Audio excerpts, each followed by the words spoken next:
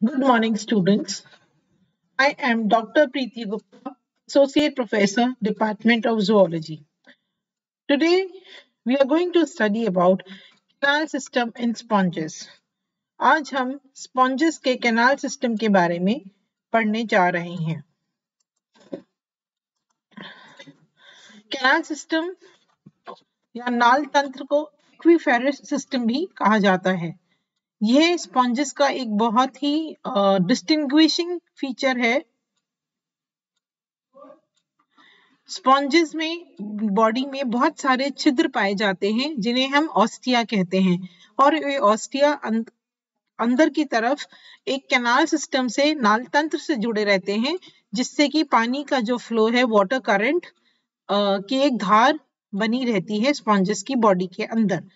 तो इनको ऑस्टिया या ऑस्क्यूलम इन छिद्रों को कहते हैं. कैनाल सिस्टम का कार्य होता है बहुत ही इंपॉर्टेंट कार्य होता है स्पॉन्जेस की फिजियोलॉजी में या काइकी में. क्या करते हैं स्पॉन्जेस? जो भी एक्सटर्नल मीडियम से बॉडी से पानी अंदर जाता है बॉडी में उसे ये वाटर करंट कहते हैं. इस वाटर करंट के साथ भोजन और ऑक्सीजन देह के अंदर स्पंज की देह के अंदर लाए जाते हैं और एक्सक्रीटरी और रिप्रोडक्टिव बॉडीज या CO2 बाहर की तरफ ले जाए जाते हैं. तो ये जो करंट ऑफ वाटर अंदर आ रही है और बाहर जा रही है वो इनमें सिलिएटेड सेल्स पाए जाते हैं, फ्लैजिलेटेड सेल्स पाए जाते हैं, कॉलर कोशिकाएं, जिनसे ये कांस्टेंट वाटर करंट मेंटेन रहती है. See this is the basic diagram of a canal system. एक कैनाल सिस्टम को दर्शा रहा है.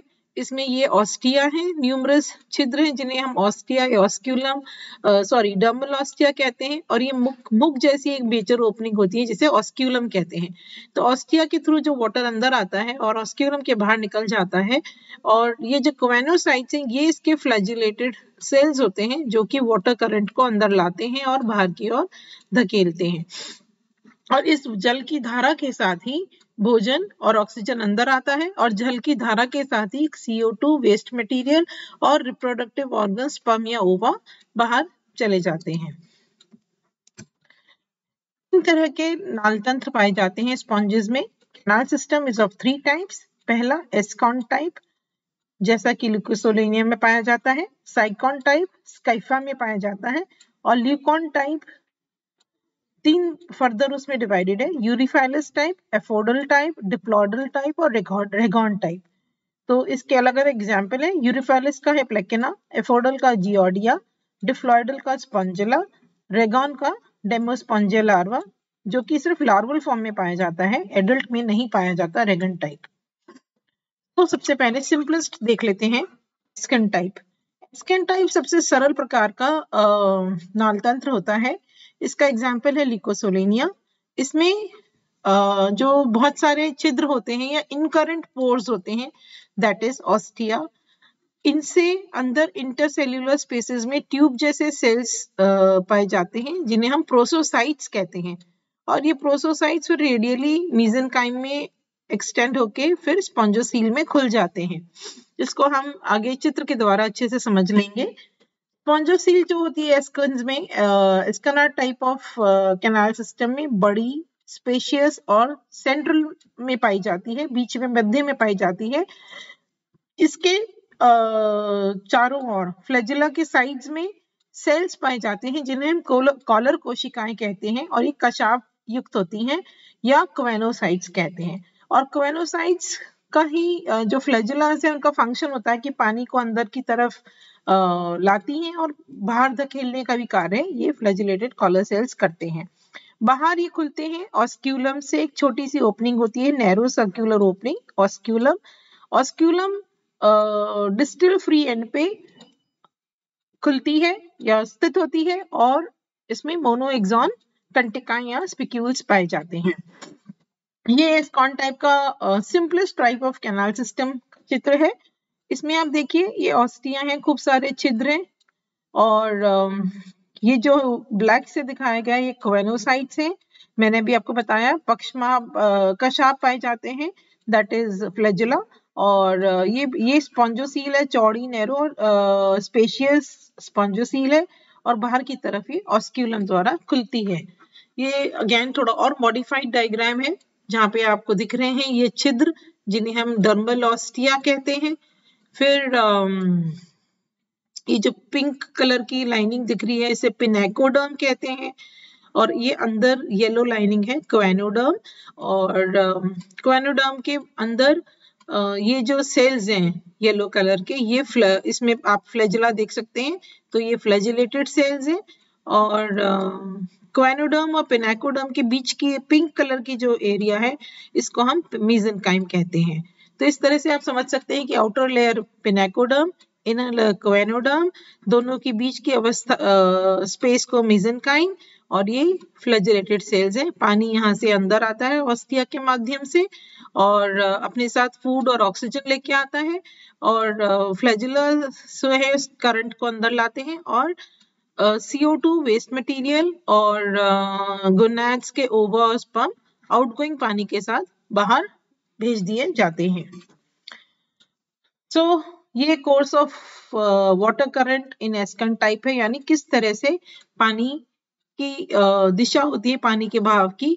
सी डर्मल पोर्स यानी ऑस्टिया के द्वारा इंटरनल ऑस्टिया में आता है, इससे स्पॉन्जुला में आता है, स्पॉन्जोसील में आता है, स्पॉन्जोसील से ऑस्क्यूलम से होता हुआ बाहर चला जाता है। सिंपलेस्ट प्रकार का एस्कॉन तंत्र है। सेकंड टाइप दूसरा टाइप है हमारा साइकॉन टाइप। ये एस्कॉन टाइप से डिराइव होता है। इसमें बॉडी वॉल एस्कॉन की तरह ही आउटर पिनेकोडर्म और इनर क्वेनोडर्म में डिवाइडेड होती है। उसमें भी पिनेकोडर्म में कोई फ्लैजिला सेल्स नहीं पाए जाते, क्वेनोडर्म में फ्लैजिला सेल्स पाए जाते हैं और बीच में मेसेनकाइम पाई जाती है। बॉडी वॉल ज्यादा फोल्डेड होती है साइकॉन टाइप में और फोल्ड्स को हम इन्वेजिनेशन और इवेजिनेशन कहते हैं। दो तरह की इसमें कैनाल्स पाई जाती हैं, इनकरेंट और रेडियल कैनाल जो कि parallel and alternating with each other होती हैं and and blindly in body wall but are interconnected by minute pores. तो जो इनकरेंट और रेडियल कैनाल्स हैं ऑल्टरनेटली पाई जाती हैं, बॉडी वॉल में एंड हो जाती हैं पर आपस में छोटे छोटे छिद्रों द्वारा कनेक्टेड रहती हैं। तो साइकॉन टाइप जो है एस्कॉन से थोड़ा कॉम्प्लेक्स या जटिल हो जाता है। क्या कंपोनेंट्स होते हैं साइकॉन टाइप में? तो मैंने बताया ऑस्टिया या डर्मल पोर्स होते हैं जिनमें सेल्स होते हैं जिन्हें कहते हैं मायोसाइट्स। मायोसाइट्स के चारों ओर कॉन्ट्रैक्टाइल या संकुचनशील कोशिकाएं पाई जाती हैं। Ostia can reduce in diameter, मतलब ये छोटी या बड़ी हो सकती हैं ऑस्टिया जो छिद्र है। तो इसके कारण पानी जो अंदर आ रहा है वो कितना आ रहा है, कम या ज्यादा हो रहा है, उस अमाउंट को ये रेगुलेट कर लेती हैं। इनकरेंट दूसरा कंपोनेंट है इनकरेंट कैनाल्स, उनको हम इनहेलेंट कैनाल्स भी कहते हैं, जो कि न्यूमरस वलयों की बनी होती है, फोल्ड्स की बॉडी वॉल के फोल्ड्स की बनी होती है और बाहर ऑस्टिया से कनेक्टेड रहते हैं और इनके ब्लाइंड एंड्स होते हैं। इनमें जो कोशिकाएं पाई जाती हैं उन्हें पिनेकोसाइट्स कहते हैं। थर्ड कंपोनेंट है प्रोसोपाइल्स। प्रोसोपाइल का प्रोस मतलब नियर, पाइल मतलब गेट, यानी जो इनकरेंट कैनाल्स हैं ये इंटरसेल्यूलर स्पेसेस से कनेक्ट करती हैं इन छिद्रों द्वारा जिन्हें हम प्रोसोपाइल्स कहते हैं। रेडियल कैनाल्स, तो जो बॉडी की वेजिनेशंस हैं वो चैम्बर बनाते हैं और उन चैम्बर्स को जो सेल्स लाइन करते हैं वो कहलाते हैं कोएनोसाइट्स। और कोएनोसाइट्स में जैसा कि एस्कन में भी देखा था फ्लैजिला पाए जाते हैं और ब्लाइंडली एंटर होते हैं। आउटर एंड पे तो ब्लाइंड होते हैं, कोई छिद्र नहीं पाया जाता, अंदर की तरफ ये फ्लैजिलेटेड चैनल्स या रेडियल कैनाल्स स्पॉन्जोसील में खुलती हैं। फिर नेक्स्ट कंपोनेंट है incurrent radial canals. Incurrent radial canals are parallel and alternate with each other. Incurrent parallel चलती हैं और एक दूसरे ऑल्टरनेट होती है एक दूसरे के वर्टिकली एंड रेडियली। वीएस में हम देखते हैं कि each radial canal is surrounded on 4 sides by incurrent canals और वाइस वर्सा, एक इनकरेंट कैनाल 4 तरफ से रेडियल कैनाल द्वारा घिरी रहती है। एपोपाइल्स, एपो मीन्स अवे, तो एपोपाइल्स और incurrent ostia are the openings of radial canals into spongiocele. तो रेडियल कैनाल्स स्पॉन्जोसील में एपोपाइल्स के द्वारा खुलती हैं और एपोपाइल्स में सेल्स पाए जाते हैं जिन्हें मायोसाइट्स कहते हैं, जो कि एक वॉल्व की तरह, स्फिंक्टर की तरह काम करते हैं, पानी को अंदर आने या बाहर जाने से रोकते हैं। स्पॉन्जोसील बहुत बड़ी होती है और उसमें पिनेकोसाइट से घिरी रहती है कोशिकाओं से, और स्पॉन्जोसील बाहर की तरफ ऑस्क्यूलम से खुलती है जिसको हम एस्करेंट पोर भी कहते हैं, जैसे कि एस्करेंट टाइप में हमने देखा था। इनमें एक और स्ट्रक्चर पाया जाता है, कंपोनेंट ग्रेंशिया। ग्रेंशिया are subdermal spaces of the incurrent canal. और ये क्योंकि इनमें साइकन टाइप में कॉर्टेक्स भी विकसित हो जाती है और कॉर्टेक्स में पिनेकोडर्म और मेसेनकाइम से आश्रित रहती है। कोर्स ऑफ वाटर सर्कुलेशन जैसा कि है, एक्सटीरियर से डर्मल ऑस्टेरिया यानी बाहर से डर्मल ऑस्टेरिया, डर्मल ऑस्टेरिया से इनकरेंट कैनाल्स, इनकरेंट कैनाल से प्रोसोपाइल्स, प्रोसोपाइल से फिर रेडियल कैनाल्स और रेडियल कैनाल से एपोपाइल से होती हुई स्पॉन्जोसील एंड स्पॉन्जोसील से ऑस्क्यूलम तक, और फिर बाहर पानी चला जाता है। ये चित्र है साइकोनॉइड टाइप ऑफ कैनाल सिस्टम का, जो कि मैंने बताया इसमें बहुत सारे फोल्ड्स पाए जाते हैं। सबसे इंपॉर्टेंट चीज ये फोल्ड्स हैं, वलय पाए जाते हैं, ऑस्क्यूलम है, और हर वलय के जो ओपनिंग है उसको प्रोसोपाइल कहते हैं। ये जो कैनाल्स हैं ये इनकरेंट कैनाल्स हैं और ये अंदर वाली रेडियल कैनाल्स हैं। तो रेडियल कैनाल्स की जो ओपनिंग है ये वाली अंदर की तरफ, इसको एपोपाइल कहते हैं, और इनकरेंट कैनाल्स की जो ओपनिंग है उसे प्रोसोपाइल कहते हैं। सो प्रोसोपाइल से पानी अंदर आता है, अंदर आके थ्रू एपोपाइल स्पॉन्जोसील में आता है और स्पॉन्जोसील से होता हुआ ऑस्क्यूलम से होता हुआ बाहर निकाल दिया जाता है। इसका डिटेल्ड डायग्राम ये है जिसमें आप देख सकते हैं again dermal ostia, dermal ostia की ओपनिंग को कहते हैं प्रोसोपाइल, प्रोसोपाइल से ये आते हैं रेडियल कैनाल्स में, रेडियल कैनाल से, और you can say incurrent canal से डर्मल ऑस्टिया से इनकरेंट कैनाल, इनकरेंट कैनाल से प्रोसोपाइल, प्रोसोपाइल से रेडियल कैनाल और रेडियल कैनाल से एपोपाइल में, एपोपाइल से होते हुए स्पॉन्जोसील से और स्पॉन्जोसील से ऑस्क्यूलम।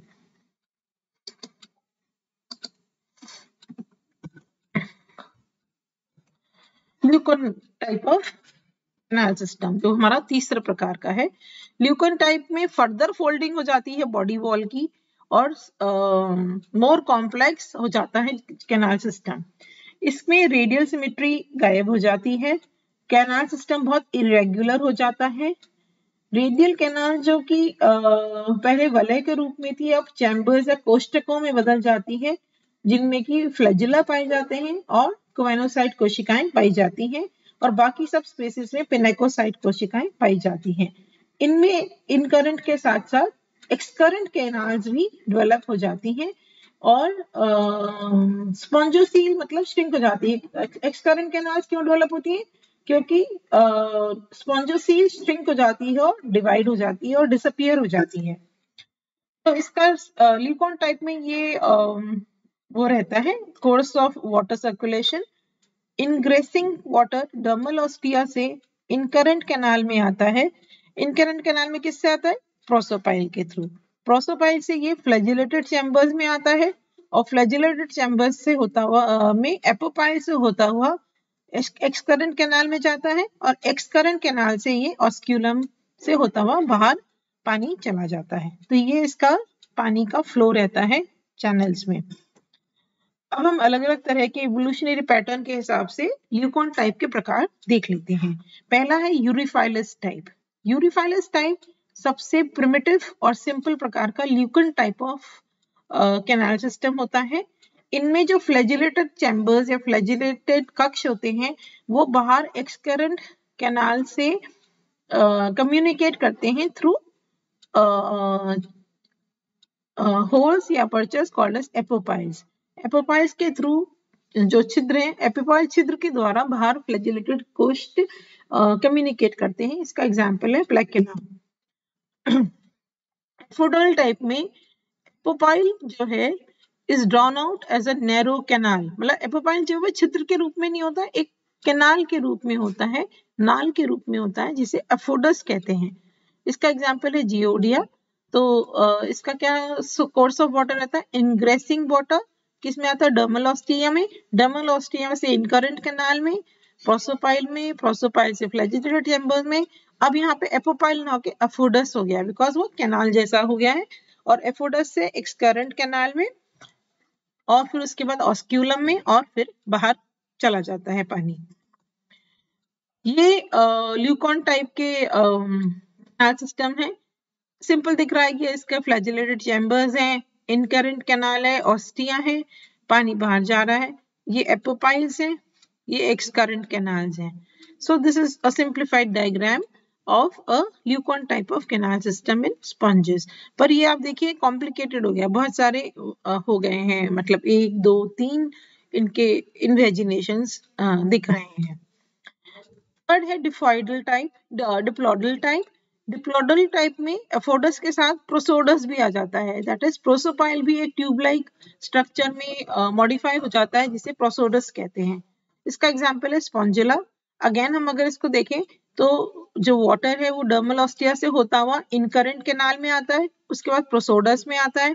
प्रोसोपाइल की जगह ट्यूब लाइक स्ट्रक्चर आ गया प्रोसोडस, प्रोसोडस से फिर फ्लैजिलेटेड चैम्बर से होता हुआ एफोडस, एफोडस से एक्सकरेंट कैनाल, और एक्सकरेंट कैनाल से ऑस्क्यूलम, और ऑस्क्यूलम से बाहर की ओर पानी चला जाता है।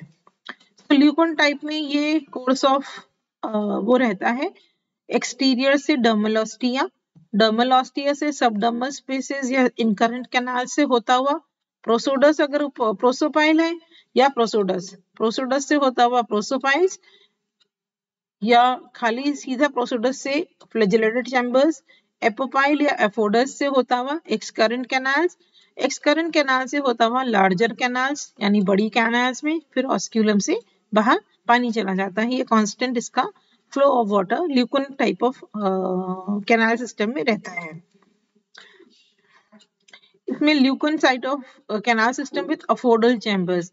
सी ये इनकरेंट कैनाल है, ये डर्मल पोज है, तो डर्मल पोज से पानी इनकरेंट कैनाल में आया, इनकरेंट कैनाल से पानी इन फ्लैजिलेटेड चैम्बर्स में आया, और फ्लैजिलेटेड चैम्बर्स से डर्मल पोर्स से इनकरेंट कैनाल, फिर ये जो छिद्र है इनको प्रोसोपाइल्स कहते हैं, प्रोसोपाइल से होता हुआ पानी फ्लैजिलेटेड चैम्बर्स में आता है, और यहाँ एपोपाइल की जगह एफोडस बन जाते हैं, तो एफोडस में आया, फिर स्पॉन्जोसील में, और फिर एक्सकरेंट कैनाल में चला गया।